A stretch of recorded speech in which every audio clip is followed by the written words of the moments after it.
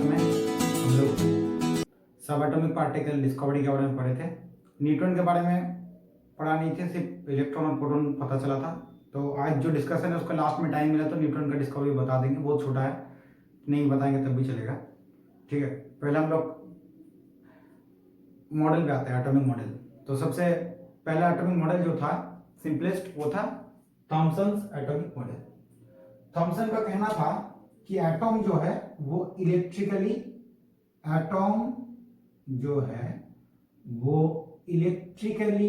Neutral है।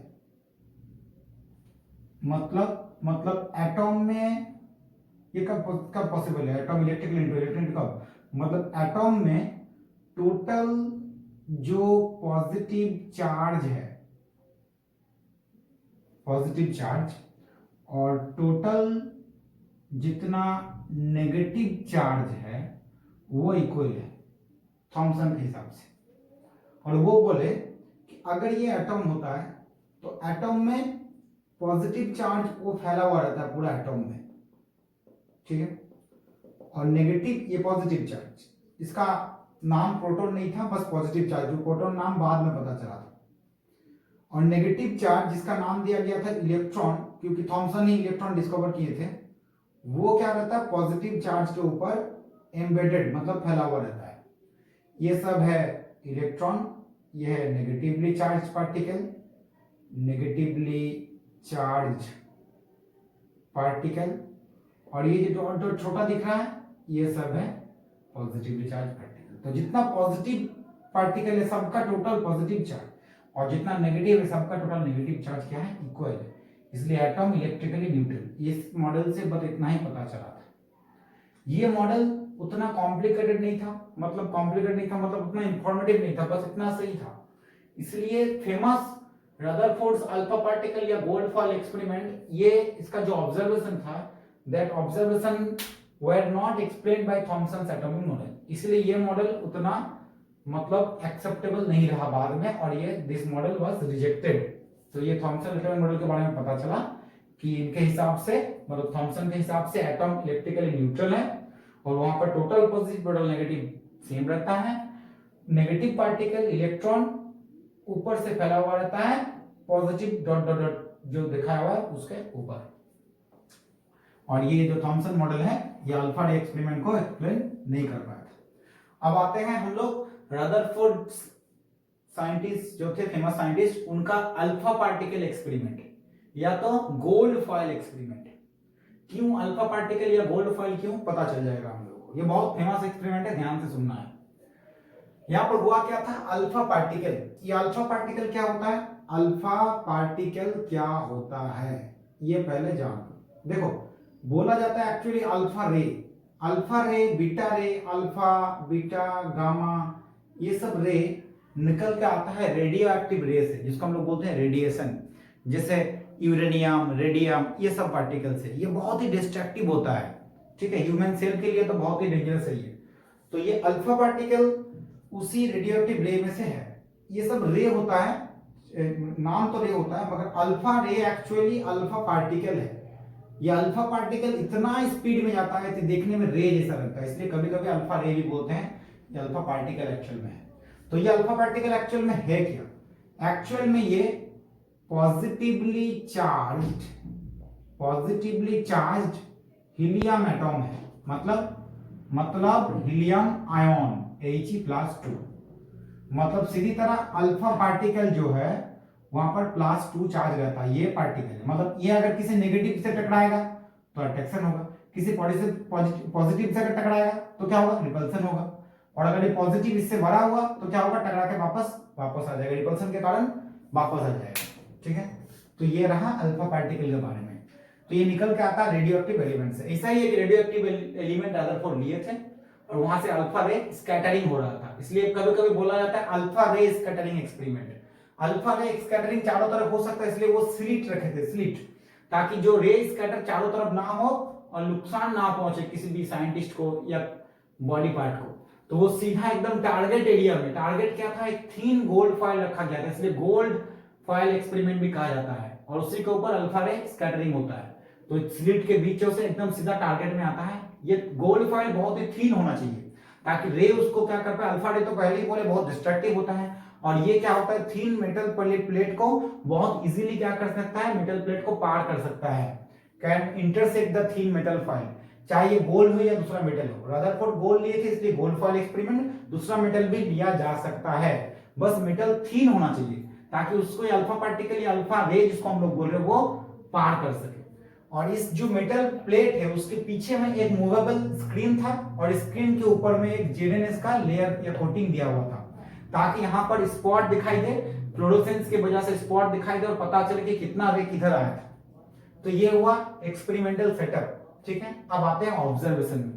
Observation में यहां पर लिखते हैं ऑब्जर्वेशन में सबसे पहले जो दिखाई दिया कि जितना अल्फा रे आया उसका मैक्सिमम 99%, 99.99% भी बोल सकते हैं, सीधा निकल के चल जाता है, एकदम सीधा।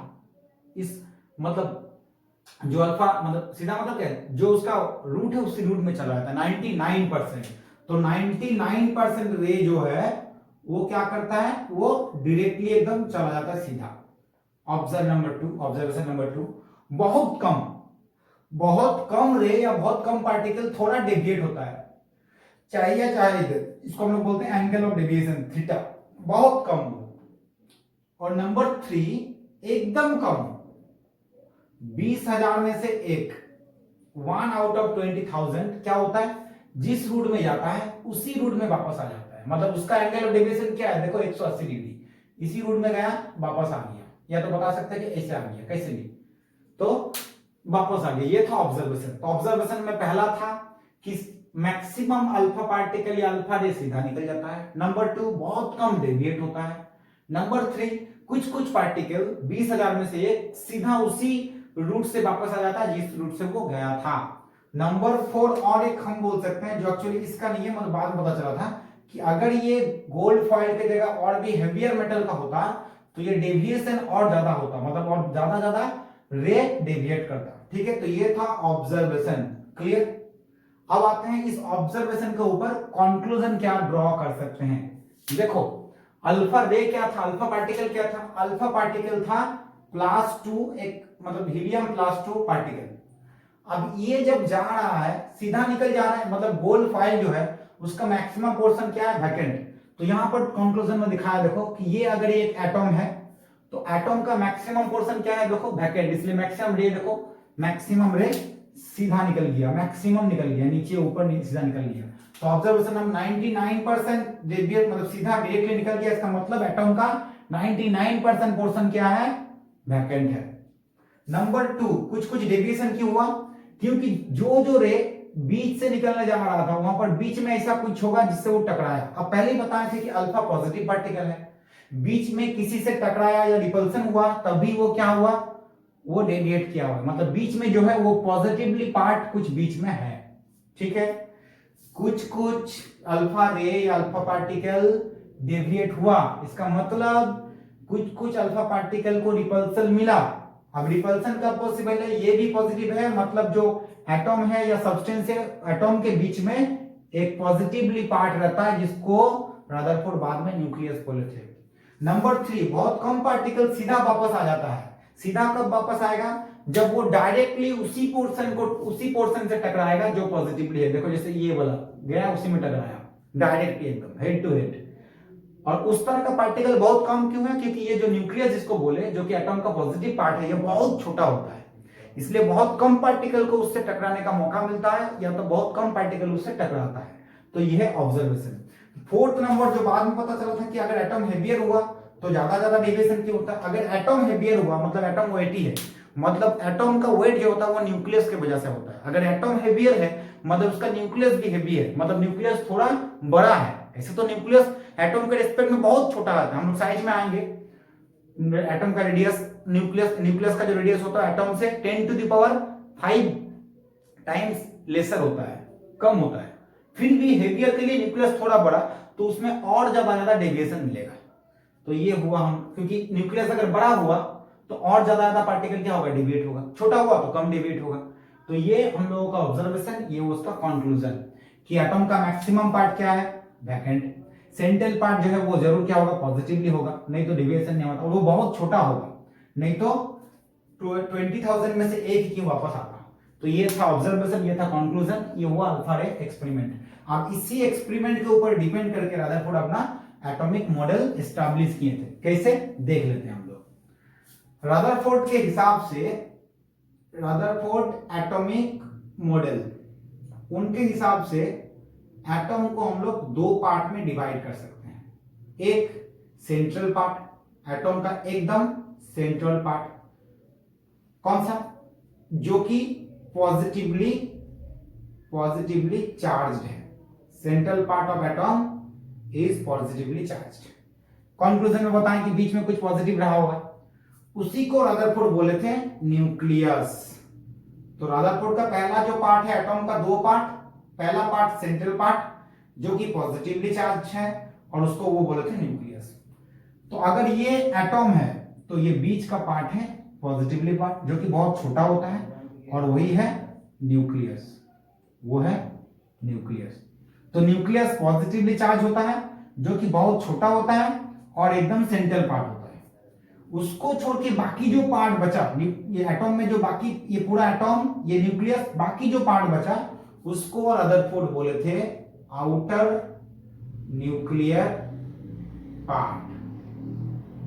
आउटर न्यूक्लियर पार्ट, ये आउटर न्यूक्लियर पार्ट मैक्सिमम क्या होता है, मैक्सिमम वैकेंट, पता चला था कि मैक्सिमम वैकेंट, तो वो आउटर न्यूक्लियर पार्ट होता है।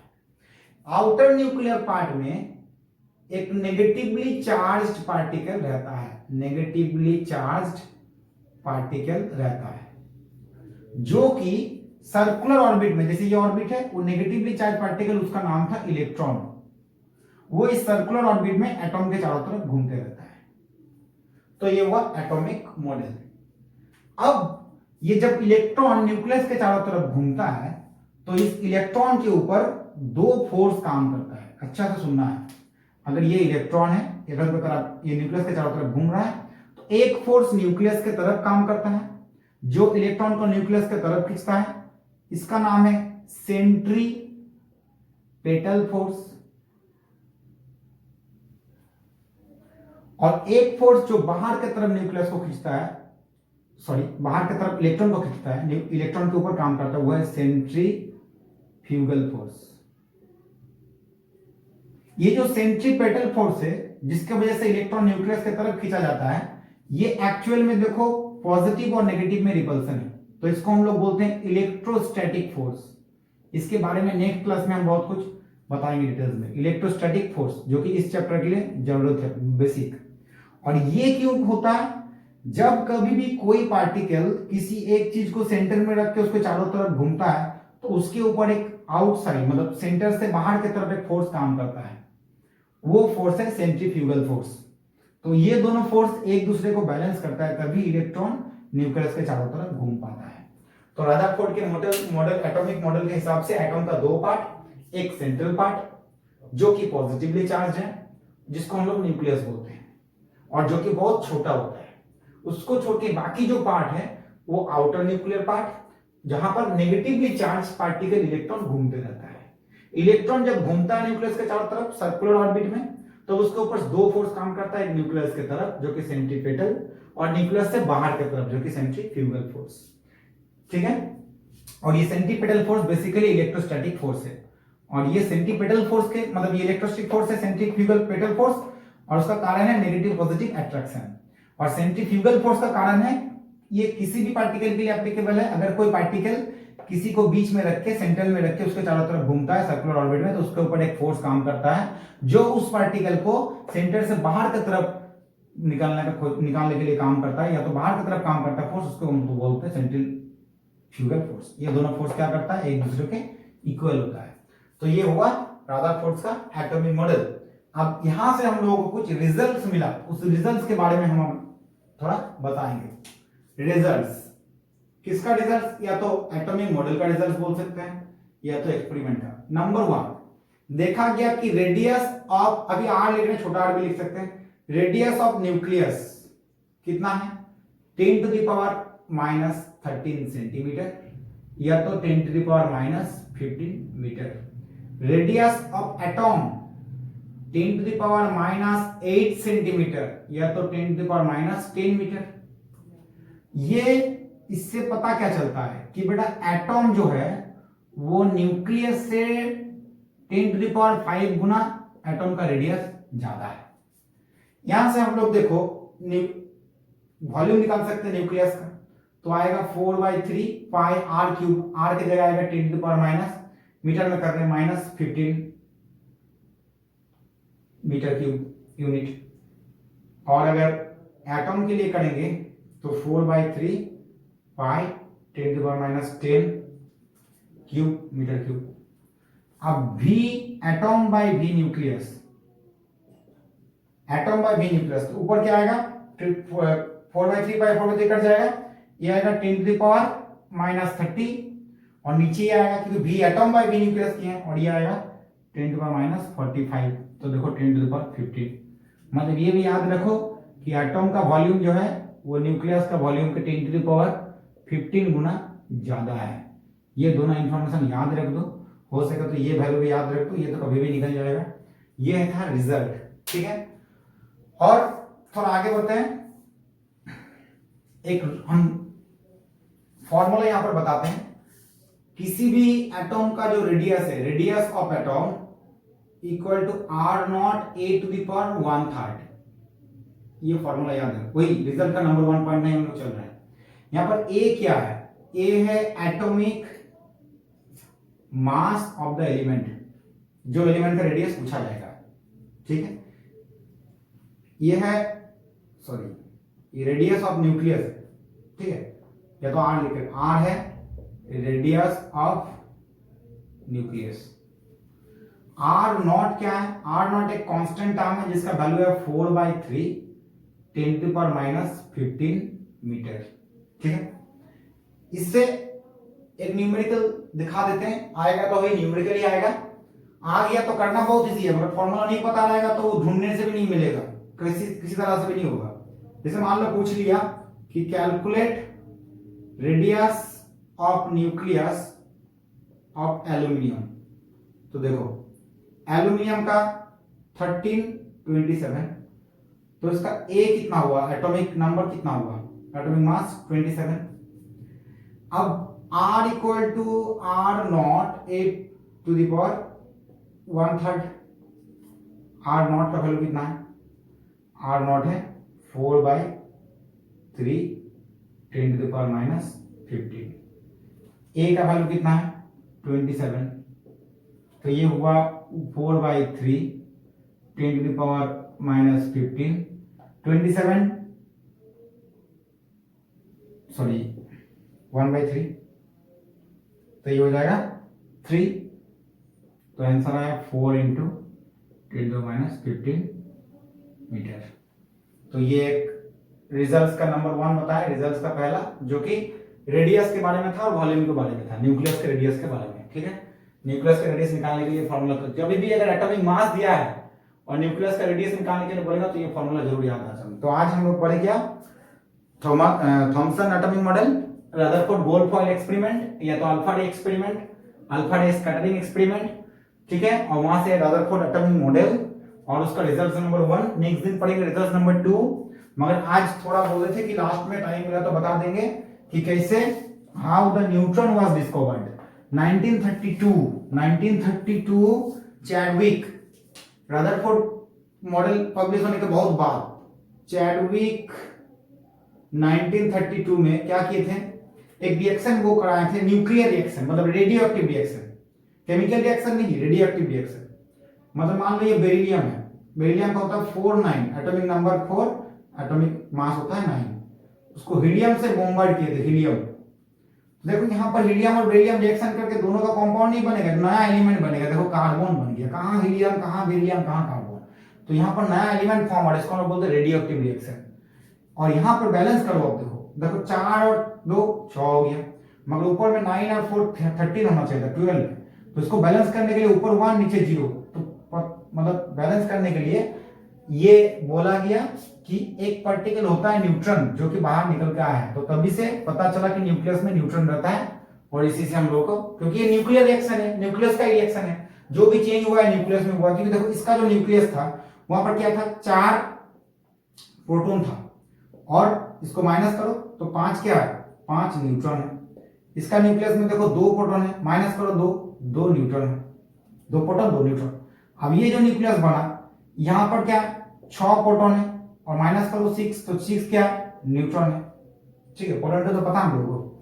तो ये 4 और 2 6 प्रोटॉन होना चाहिए था, ठीक है, 5 न्यूट्रॉन और 2 न्यूट्रॉन 7 होना चाहिए था, तो 1 न्यूट्रॉन कहाँ है, बाहर है। तो इसी से न्यूटन का पता चला था डिस्कवरी। तो आज हम लोग को पता चला थॉमसन्स एटॉमिक मॉडल और Rutherford alpha ray experiment, Rutherford atomic model और डिस्कवरी ऑफ न्यूटन। नेक्स्ट दिन हम लोग रिजल्ट्स नंबर 1 में हम लोग को रेडियस के बारे में कुछ पता चला। नेक्स्ट दिन रिजल्ट नंबर 2 में आएंगे, क्योंकि वो थोड़ा बड़ा है तो आज हो नहीं पाएगा। इतना पहले देख के थोड़ा चैप्टर आगे जाएगा तो हम डीपीपी देंगे, ठीक है, पहले इसको समझ लो।